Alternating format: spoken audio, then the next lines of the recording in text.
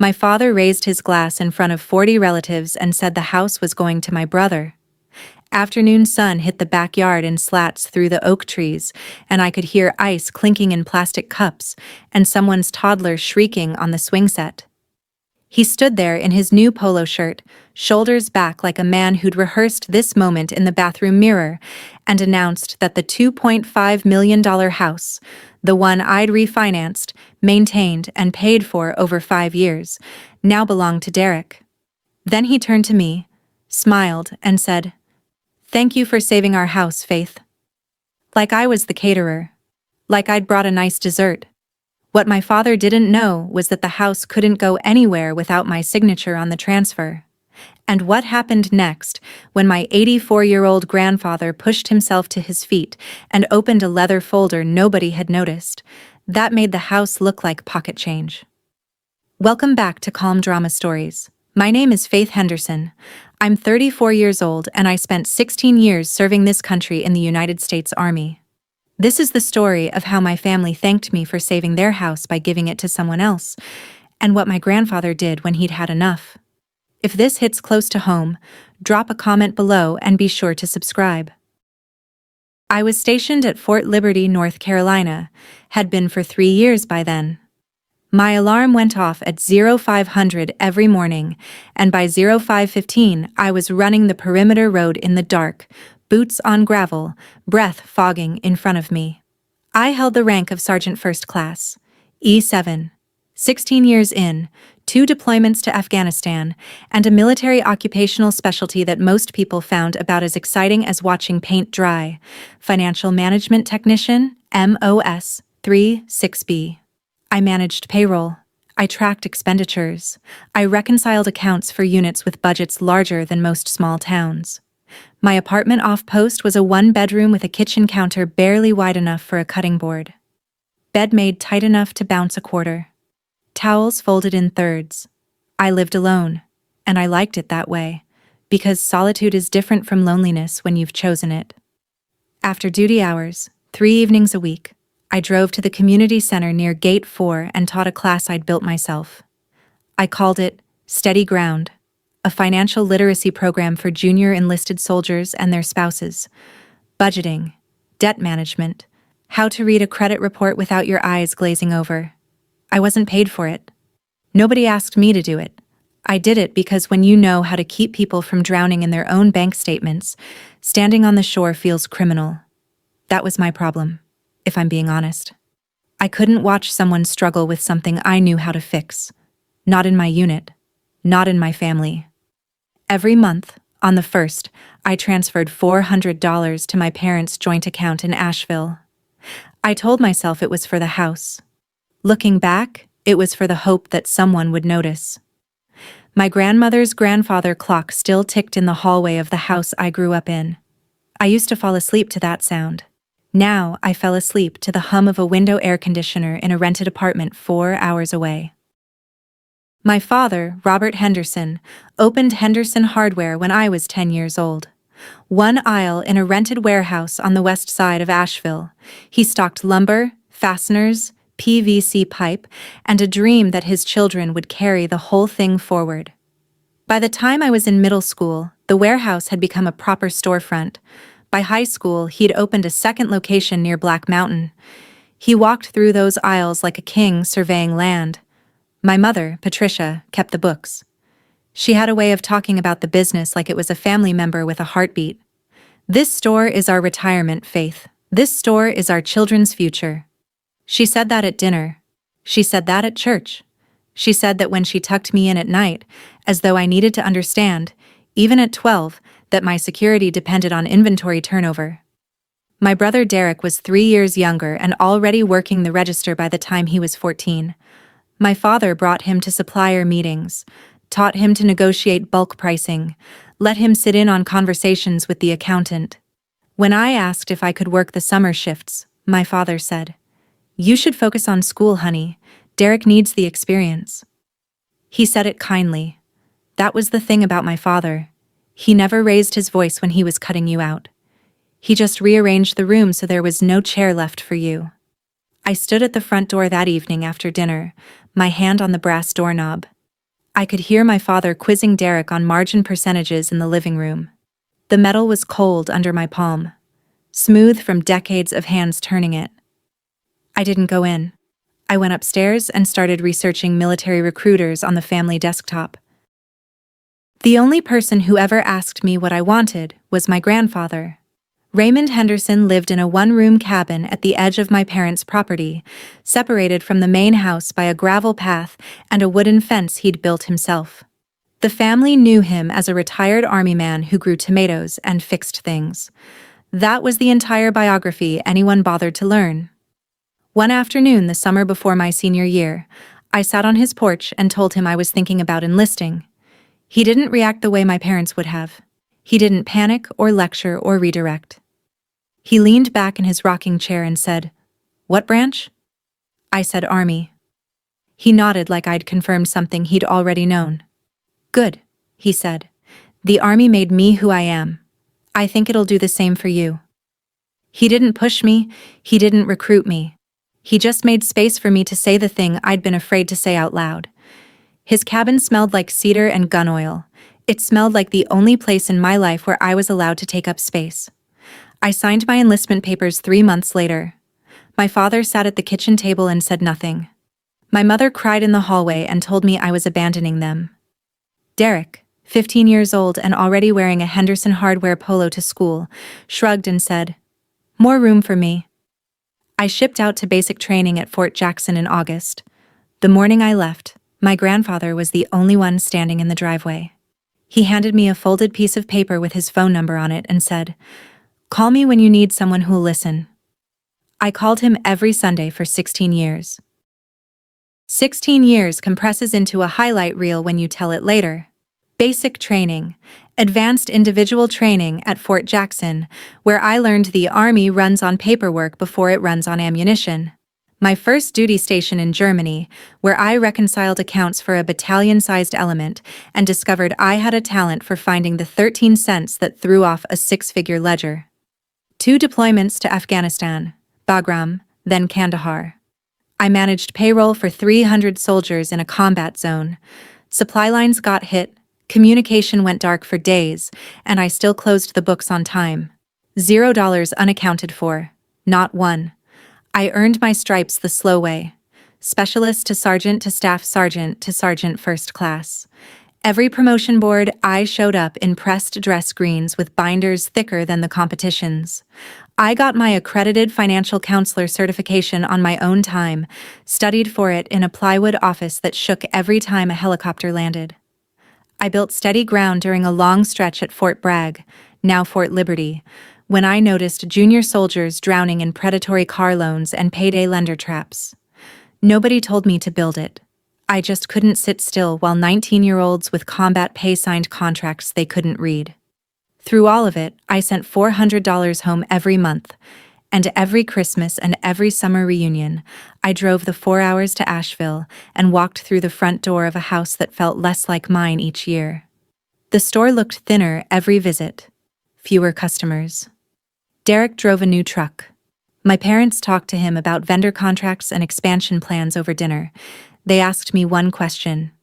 "So how's the Army?" Then the conversation moved on. The last time I visited before everything changed, I found a foreclosure notice jammed between credit card offers in the mail pile on the kitchen counter. My father called me at 2 in the morning. I'd never heard him cry before. The sound came through my phone like static, halting, wet, ashamed. "We're going to lose the house, Faith. I don't know what to do." I was in my apartment in Fayetteville, sitting on the edge of my bed in a t-shirt and running shorts, and I said, "Tell me everything." He did. He'd taken a second mortgage on the house 3 years earlier to inject cash into Henderson hardware after the pandemic crushed foot traffic. The balance was $380,000, 3 months past due. His credit score was 520. Derek's was 490. The bank had already started the foreclosure timeline. I spent the next 72 hours on the phone with lenders, running numbers on my laptop between duty shifts. I found a path. A VA loan refinance. Lower interest rate, extended term. Monthly payment cut by 40%. There was only one catch. A VA loan requires the borrower to be on the deed. My name would go on the house. My mother said, "It's just paperwork, honey. We appreciate you." My father said, "We'll sort out the deed later. Right now, just save the house." I saved it. I restructured the mortgage, set up autopay from my checking account, and absorbed the monthly payments into my budget. $1,240 a month. I ate at the dining facility more often. I stopped buying coffee off post. I didn't do it for leverage. I didn't do it thinking someday I'd need a trump card. I did it because my father was drowning and I knew how to swim. "We'll sort out the deed later," he'd said. Later never came. Nobody brought it up again. And I was too busy paying the mortgage to argue about whose name was on it. 5 years. That's how long I managed that house from 4 hours away. I set up automatic mortgage payments from my checking account. Every quarter, I reviewed the property tax assessment online, verified the homeowner's insurance renewal, and coordinated with contractors for maintenance. A roof patch here, a water heater replacement there, exterior repainting in year 3. I did it all through phone calls during lunch breaks and emails sent at 2200 hours after steady ground sessions. Derek lived in the house rent-free. He didn't pay utilities, didn't mow the lawn. My parents hired a landscaping service, which I paid for because they said the store was too tight that month. Every month was too tight.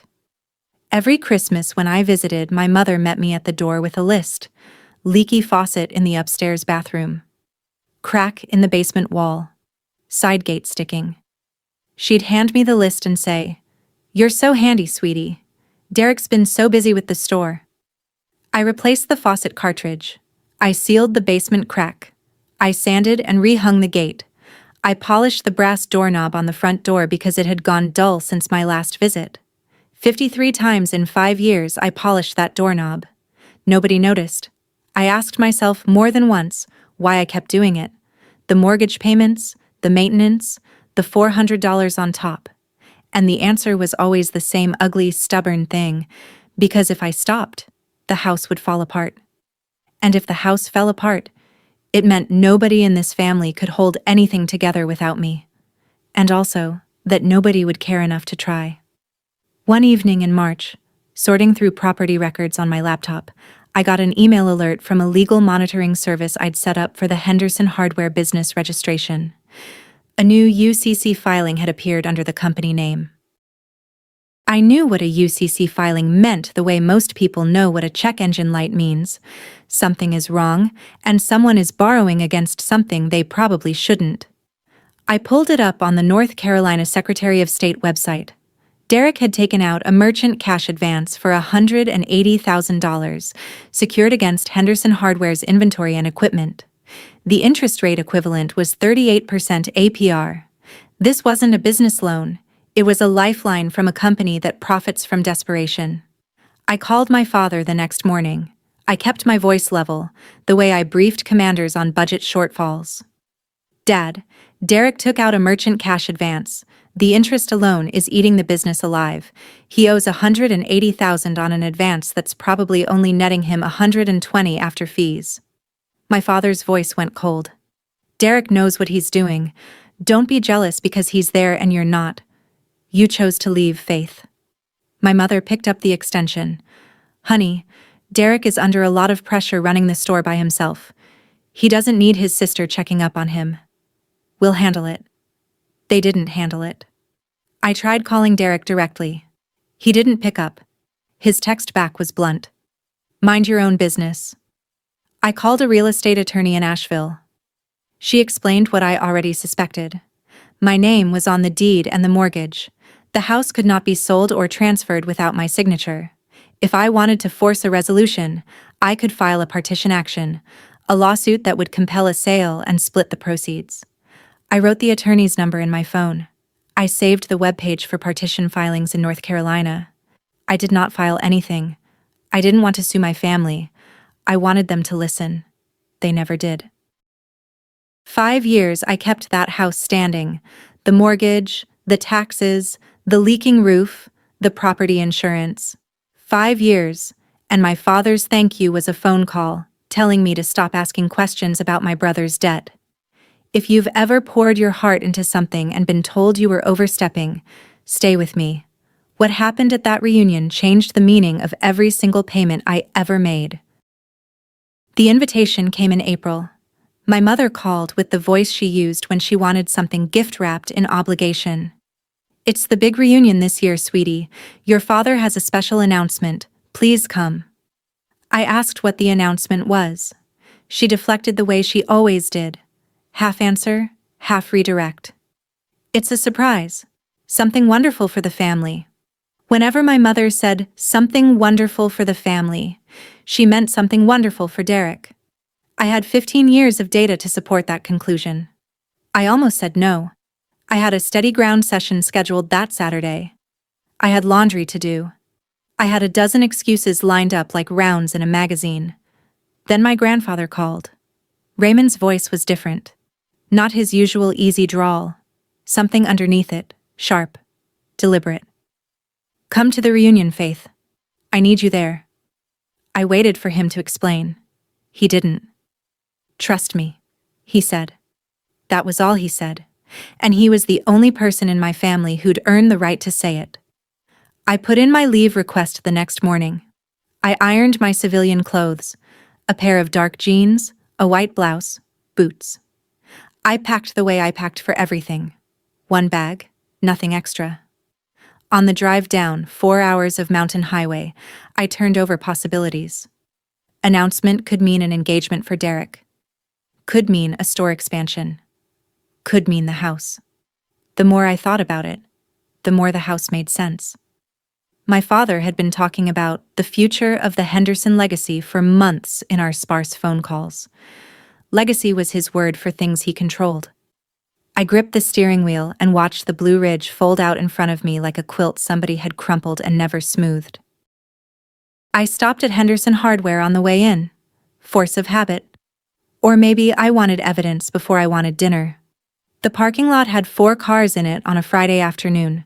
The storefront paint was peeling near the gutters.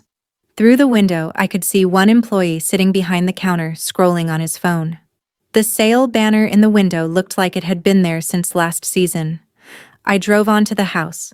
It looked good from the outside. It should have. I'd paid $12,000 in maintenance and landscaping over the past 2 years. Fresh paint on the trim. Clean gutters. The Japanese maple my grandmother planted in the front yard was full and green. I parked behind Derek's truck, which was newer than mine. I got out, walked up the porch steps, and put my hand on the brass doorknob. Still smooth. I'd polished it 6 weeks ago during a quick overnight trip to check on the water heater installation. I opened the door. The grandfather clock in the hallway ticked the way it always had. Steady, indifferent, counting seconds that nobody was counting with it. Derek was on the couch watching a baseball game. He looked up but didn't stand. "Hey sis, Mom said you were coming." Like I was a delivery he'd been told to expect. I carried my bag upstairs to what used to be my room. Patricia had turned it into a storage space. Boxes of Christmas decorations, a treadmill nobody used, Derek's old lacrosse equipment. My bed was gone. A futon mattress leaned against the wall. "Your brother needed the closet space," my mother explained from the doorway, already holding a list of things that needed fixing. On Derek's desk in the spare room downstairs, I noticed a stack of envelopes with return addresses from companies I recognized: Ken Capital, Libertas Funding, Yellowstone Capital, debt collection agencies for merchant cash advances. I didn't sleep well on the futon. The springs dug into my shoulder blades, and the room smelled like cardboard and attic dust. At 0100, I gave up trying and opened my laptop on the floor. I ran a fresh search on the NC Secretary of State website for UCC filings under Henderson Hardware, LLC. What came back made my stomach drop. It wasn't one merchant cash advance, it was 3. The first, the one I'd found in March, was $180,000 from Can Capital. The second was $90,000 from Libertas Funding, filed 4 months later. The third was $70,000 from Yellowstone Capital, filed just 6 weeks ago. Total, $340,000 in high-interest merchant cash advances, all secured against the store's inventory and equipment. One of them was already in default. I pulled up the store's estimated market value from the county property records. Henderson Hardware's real estate plus equipment plus inventory came to roughly $600,000. Subtract $340,000 in liens. Equity, $260,000. Less than half what my father probably thought it was worth. Then there was the house. Market value around $2.3 million based on recent comps in the neighborhood. Subtract the $220,000 remaining on the mortgage I was still paying. But if the store's creditors came after Robert's personal guarantee, which merchant cash advance companies almost always require, the house could get tangled in a judgment lien. I closed my laptop and stared at the ceiling. I picked up my phone. My thumb hovered over my father's contact. Then I set it down. I had warned them once. They told me I was jealous. I was not going to beg to be heard a second time. I opened my notes app instead. Typed every number. Saved it. Data, not drama. The morning of the reunion broke clear and warm. June in Asheville. The kind of day that makes the mountains look soft-focused, like a photograph someone ran through a filter. My mother had been up since dawn, commanding the kitchen like a forward operating base. Potato salad, deviled eggs, 3 kinds of coleslaw. She handed me a tray of plastic cups the moment I came downstairs. Set these on the folding tables out back, sweetie. You're so good at organizing. Derek was still asleep at 10. Family started arriving by 11. Aunts, uncles, cousins, second cousins, family friends whose connection to the Hendersons I'd never fully mapped. Cars filled the driveway and spilled onto the street. 3 folding tables materialized on the back lawn. Someone set up a canopy for shade. The grill was already smoking. Kids ran laps around the oak trees. 40 people, give or take. 3 generations of Hendersons and their orbiting satellites. My father moved through the crowd like a candidate working a room. New polo shirt, leather belt. He shook hands, slapped backs, laughed too loud. He looked like a man who had something to announce. Because he did. Marlene Odom arrived carrying a casserole dish. She was the longtime neighbor from the next property over. A retired nurse in her late 50s who'd known my grandfather for 22 years. She set the dish on the food table, scanned the crowd, found me, and smiled. It was a strange smile, warm but knowing, like she was in on something I wasn't, or something I was about to be. My grandfather sat at the farthest table, alone, wearing a faded veteran's cap. I walked over and kissed his cheek. He took my hand and held it for a moment. "Whatever happens today," he said, "stand tall. That's an order." Through the open kitchen window behind us, the grandfather clock struck noon. After lunch, my father stood up. He picked up a knife and tapped it against his glass.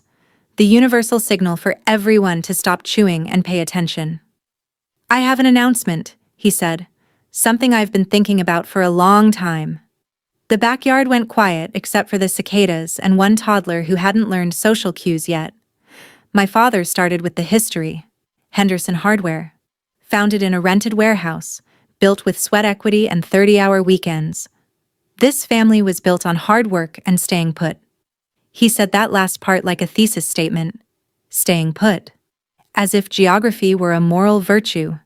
He looked at Derek, who was sitting 2 seats from me, and his face softened the way it always did when it turned toward his son. Derek has been right here, every single day, keeping our family business alive, rain or shine, pandemic or not, he stayed. I knew what alive meant. It meant $340,000 in predatory debt. It meant 1 defaulted advance.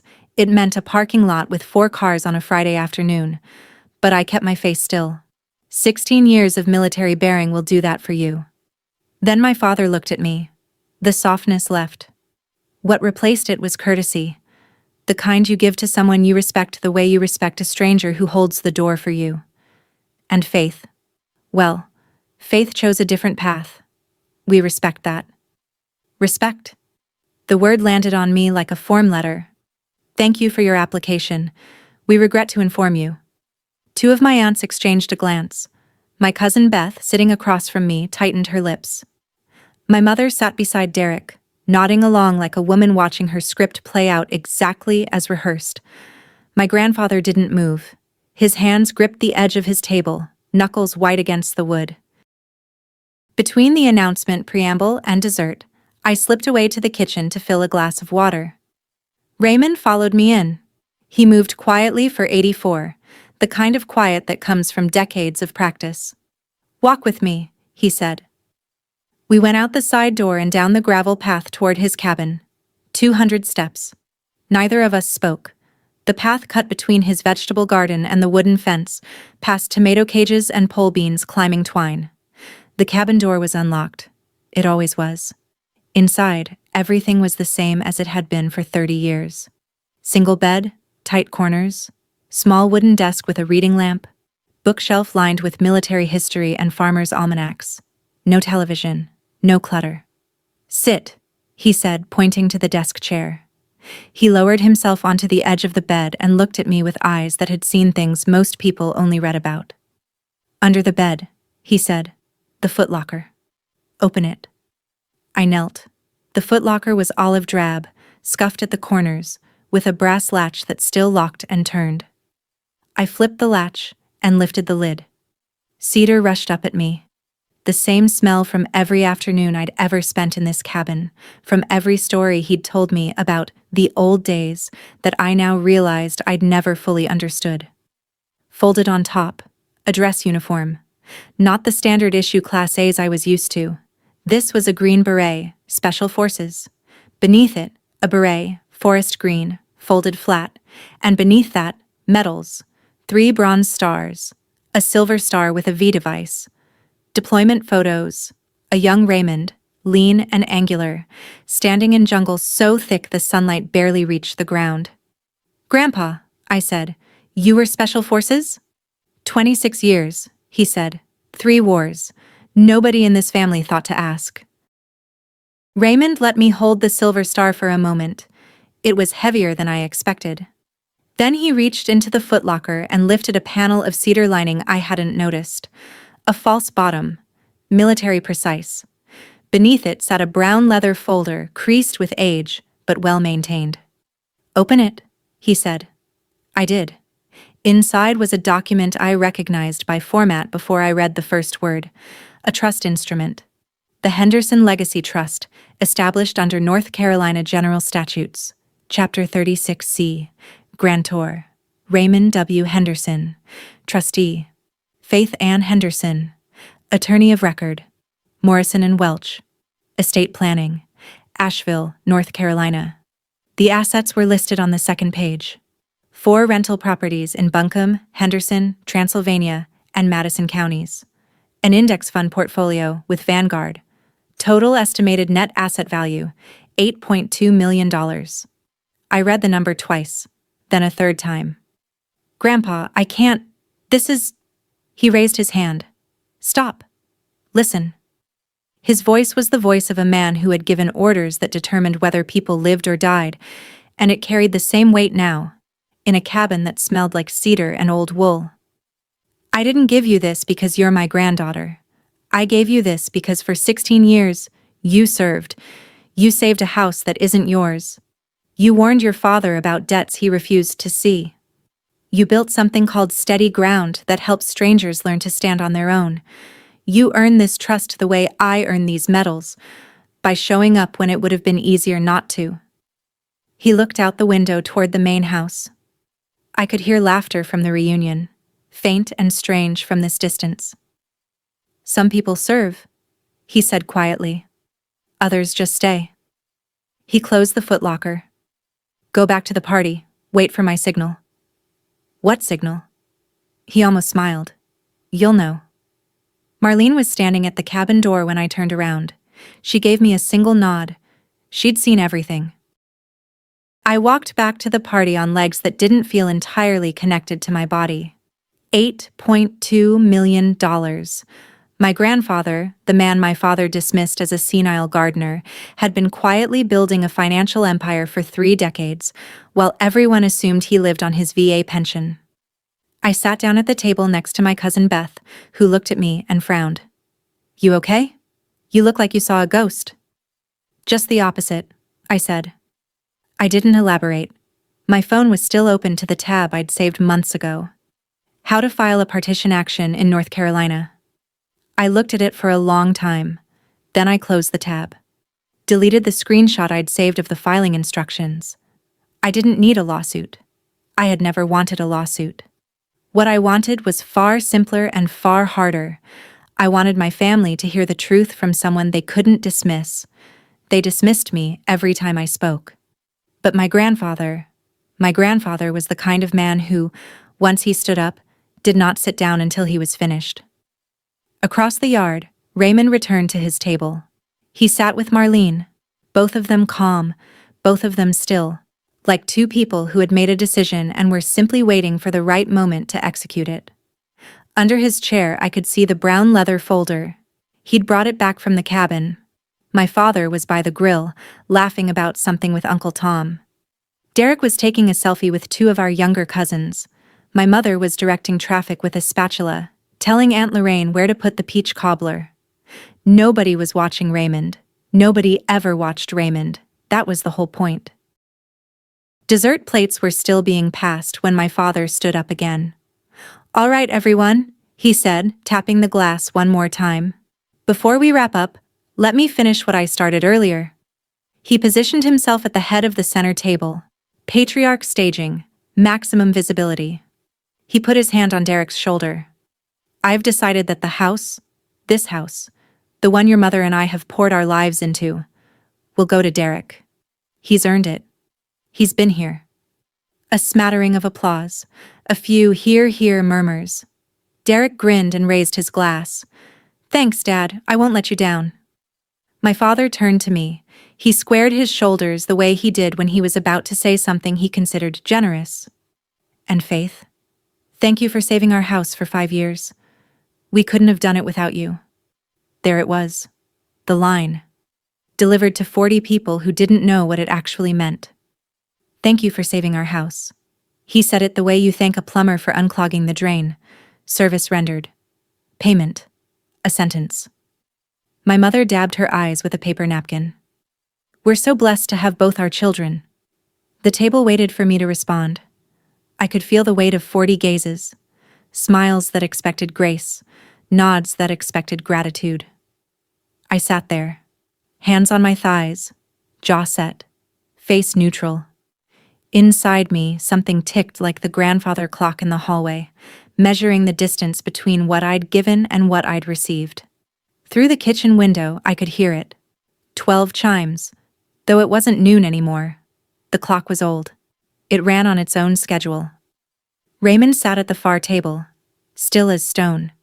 His cap pulled low, his hands resting on his knees. He hadn't moved. The table filled with small talk, the kind designed to wallpaper over awkwardness. Uncle Tom nodded thoughtfully and said, That's fair. The boy's been here. Aunt Lorraine agreed. Derek's kept the lights on. Nobody asked what the lights cost. Derek leaned back in his chair and hooked one arm over my father's shoulder. I'm thinking about renovating the kitchen, Dad. Maybe open up that wall between the dining room and the den. My mother beamed. See, Faith? Everything works out. Derek will keep the house beautiful. My mother believed she was being kind. She was smiling at me the way people smile at someone they've decided is fine. The decision made before the question is asked. That was the part that hurt most. I stood up. The table tensed, people shifting, forks lowering. They thought I was leaving. They expected me to leave. The overlooked daughter excusing herself before the tears started. I walked into the kitchen. The screen door banged behind me. I filled a glass of water at the sink and stood there, staring at the backsplash tile my mother had picked out in 2019, the same year I'd wired $12,000 to keep the bank from taking the house. My hand rested on the kitchen door frame, right next to where the brass doorknob caught the afternoon light. I didn't polish it. When I walked back outside, I looked across the yard at my grandfather. Our eyes met. He gave me one nod. Small. Deliberate. The kind of nod that in the army means, hold position, we're almost there. I understood. He had his move, but I had mine, and mine came first. I walked back to the table. I didn't sit down. I stood at the end, water glass in hand, and waited for the chatter to notice me. My father just gave away my house in front of 40 people. The house I saved, the mortgage I carry, the deed with my name on it. He called it Derek's. Everyone clapped. Nobody asked me. If you've ever watched someone hand away the thing you built with your own hands and smile about it, stick around. Because what happens next, first from me, then from my grandfather, nobody in that backyard saw coming. The chatter died in sections. First the cousins near me, then the aunts, then the uncles. One by one they noticed I was standing. My father turned. Faith, sit down. Have some cobbler. Dad, I said. Before everyone leaves, I need to clarify something. His jaw tightened. Faith, this isn't the time? Actually, I said, it's exactly the time. You just made a property announcement in front of the entire family. I'm making a property clarification. I set my water glass on the table. My voice was level. The same register I used when briefing colonels on quarterly expenditure reports. Flat, precise. No emotion leaking through the syllables. When you couldn't make the mortgage payments in 2021, I refinanced this house using my VA loan eligibility. My name is on the deed. My name is on the mortgage. I have been making every payment for 5 years, $1,240 a month, plus property tax, plus insurance, plus every contractor who replaced the roof, the water heater, and the exterior paint. My father blinked. That was temporary, Faith. We agreed. We didn't agree on anything, Dad. You asked me to save the house. I did. Then you never mentioned it again. My mother stood halfway. Honey, that's a technicality. A deed is not a technicality, Mom. It's the law. The murmurs started. Low, uncertain. Uncle Tom set his plate down. Cousin Beth leaned forward. Aunt Lorraine glanced at her husband. Derek's face had gone the color of the potato salad. Pale, slightly curdled. He stared at me with an expression I'd seen on soldiers who just learned their leave was canceled. Denial, dissolving into dread. Derek spoke first. Faith, come on, don't do this here. I'm not the one who chose here, Derek. Dad did. I kept my voice the same. Flat, briefing tone. Since we're being transparent, let's talk about the house's actual value. Dad says $2.5 million. The county assessment is $2.3. Subtract the $220,000 I still owe on the mortgage, then subtract the $340,000 in merchant cash advance liens that Derek took out against the store's inventory. My father's head turned toward Derek like a turret tracking a target. What liens? Derek, what is she talking about? Derek's face crumpled.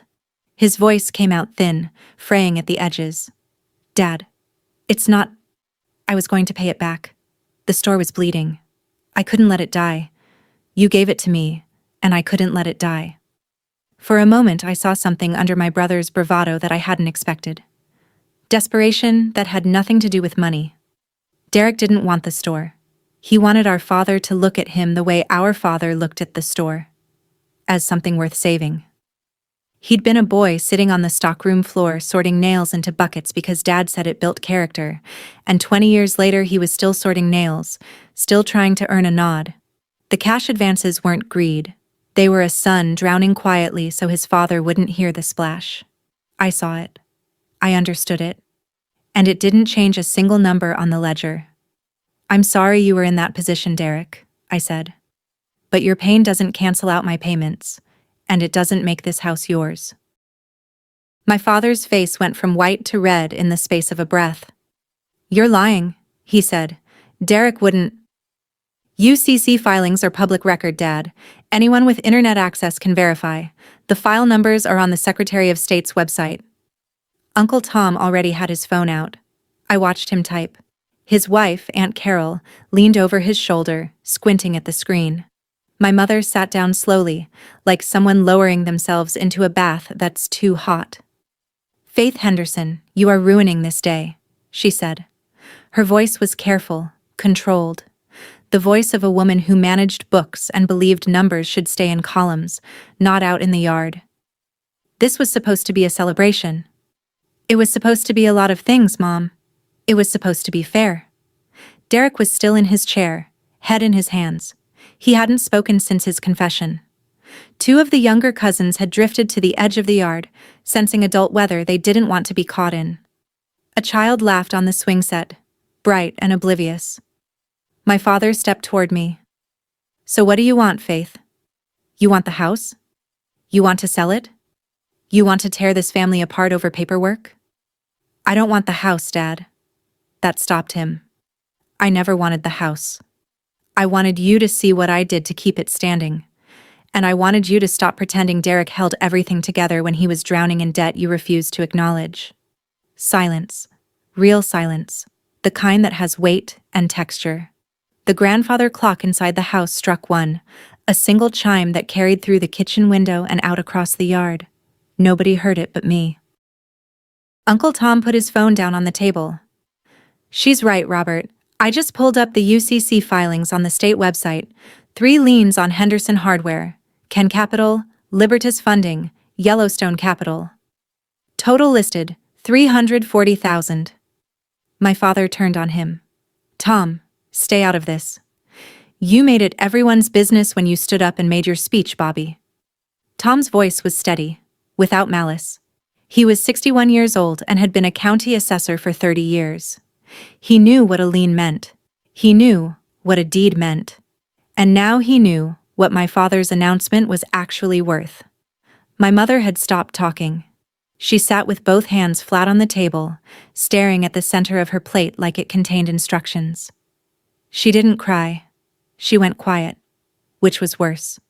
My mother's silence was the sound of a woman whose script had just been shredded in front of a live audience.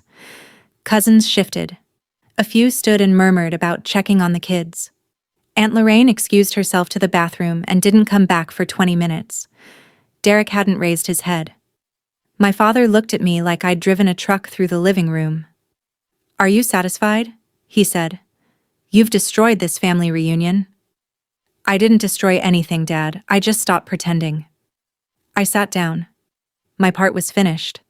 I had said the truth. No binder of evidence, no PowerPoint, no dramatic unveiling. Just numbers spoken at conversational volume that anybody at the table could verify with a phone and a search bar. I folded my hands in my lap. I drank my water. And then, at the far table, my grandfather placed both palms flat on the surface and pushed himself to his feet. Raymond stood the way old soldiers stand, slowly, deliberately, as if the act of rising were a statement in itself. He was 84 and lean, built like a fence post that refused to lean. He took off his veteran's cap and held it at his side. Underneath, his hair was silver, cropped short, regulation length even after 20 years of retirement. "Sit down, everyone. I have something to say." My father started to object. "Dad, not now." "Robert." Just his name. Command voice. The kind of voice that could stop a 20-year-old soldier from charging into fire, and it worked just the same on a 62-year-old man who sold lumber for a living. "You had your turn, now it's mine." My father sat. Everyone sat. Even the toddler on the swing set went quiet, as though the air pressure had changed. Raymond looked around the table. He took his time, let his gaze settle on each face like a man cataloging who was present and who would remember this. "Most of you know me as a retired army man who grows tomatoes and fixes the fence when it falls down. Some of you probably think I'm a little senile." A few uncomfortable laughs. Someone cleared their throat. "I served 26 years in the United States Army Special Forces. I held the rank of Command Sergeant Major. I have 3 Bronze Stars and a Silver Star. I served in Vietnam before half of you were born, and I served in Grenada before the other half knew where it was." The laughter stopped. Marlene nodded from her chair. She was the only one who didn't look surprised. My father opened his mouth. Raymond raised one hand, palm flat, fingers together. My father closed his mouth, like he was 12 years old again and had just been caught with his hand in something that wasn't his. When I came home from my last deployment, Raymond said, your grandmother, God rest her, asked me what I wanted to do. I told her I wanted to grow things, so I grew things. I let my son believe I was a simple old man because it was easier than explaining what I'd seen and what it had cost me. He paused. Not for effect. Raymond didn't do effect. He paused because some sentences need space around them. But I also invested, quietly, for 30 years, in index funds and rental properties in 4 counties across western North Carolina. Your grandmother knew. Marlene knows. My attorney at Morrison and Welch knows. The IRS certainly knows. Another pause. He looked at my father. Nobody in this family ever asked. He let that sit. Asked. The simplest word. The thing nobody did. Not about his service, not about his money, not about what he thought or felt or planned. They assumed he was a pensioner with a garden and a cabin. They were wrong by $8.2 million. I tried to tell you, Robert, he said. I tried for 10 years. You told me I didn't understand business. You told me I was old-fashioned. You said, times have changed, Dad. So I stopped talking and I started watching. My father's lips moved, forming the beginning of a defense. Dad, I didn't mean, don't. Raymond's voice dropped half a register. You meant every word, and I watched you mean it for a decade. He scanned the table again. What I watched was you take your daughter's sacrifice and turn it into a footnote. I watched you hand a drowning man the keys to a ship and call it an inheritance, and I decided it was time to stop watching and start acting. Raymond reached under his chair and placed the brown leather folder on the table. Several people leaned forward. Marlene straightened in her seat. 2 years ago, Raymond said, I met with an estate attorney in Asheville. I established an irrevocable trust. Under North Carolina statute, that means it is presumptively permanent, extremely difficult to modify, revoke, or set aside by anyone in this family, including me. My father stared at the folder like it was a grenade. What trust? What are you talking about? Raymond ignored him. He opened the folder and laid the first page flat so the table could see the letterhead. The Henderson Legacy Trust holds $8.2 million in assets. Rental properties in 4 counties. Index fund holdings with Vanguard. 30 years of compound interest from a man everyone assumed couldn't afford new boots. Someone at the end of the table, I think it was Aunt Carol, made a sound like she'd swallowed wrong. My mother's mouth was open, but nothing was coming out. Derek lifted his head for the first time in minutes. The trustee, Raymond continued,